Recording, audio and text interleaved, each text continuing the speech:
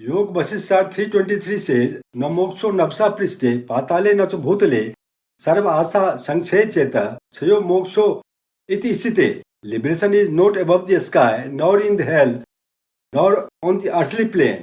Peace or dissolution of mind that is achieved through the eradication of worldly desire is indeed defined as liberation.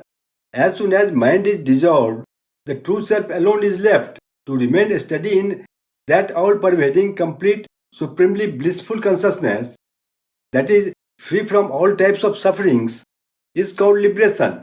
Kathopaniṣad 2.3.14 says, "Yada sarve pramuchyante kamaye yasya hridaya sthitha, at mrityo amrito bhavati, at brahma samusute." When all desires clinging to one's heart fall off, then a mortal becomes immortal.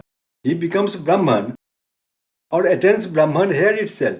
Verse 324 says, "Anante chit gharanande nirvikalp ek rupani asthite dutiye asya abhavat ko bandho moksha evva."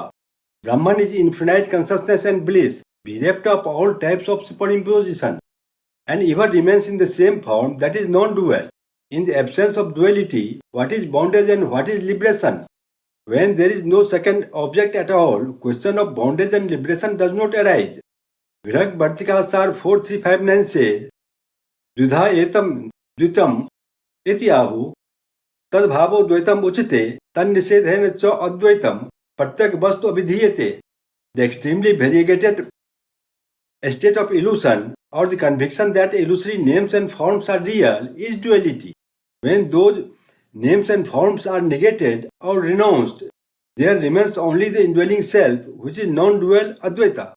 Verse 325 says, "Man ulsata matram badatam agama yatah mana prasamanat rama moksha ev avasisite." As soon as the resolution arises in the mind, in association with sense objects, the mind enters the state of bondage.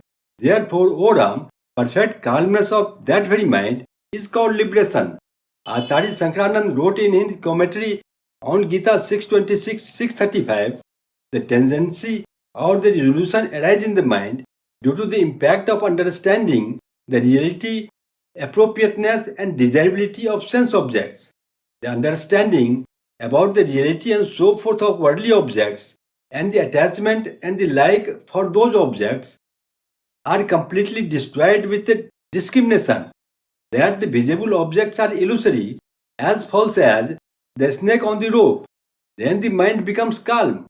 If by chance, due to the impact of subtle latent impressions of the past, the mind makes worldly resolutions again, then it is one's duty to stabilize the mind in the self, which is his real spiritual nature, with the help of the understanding about the falsity of sense objects. In this way, with the strong desire for liberation and the practice of dispassion for a long time, along with the firm conviction that Brahman alone is real, all opposing latent impressions are totally destroyed. Then the mind becomes spontaneously unmoving and attains the real perfect restraint, manonigra. This is actually the destruction of mind. In this way, as soon as mind is dissolved, the establishment in one's own self becomes effortless and easy.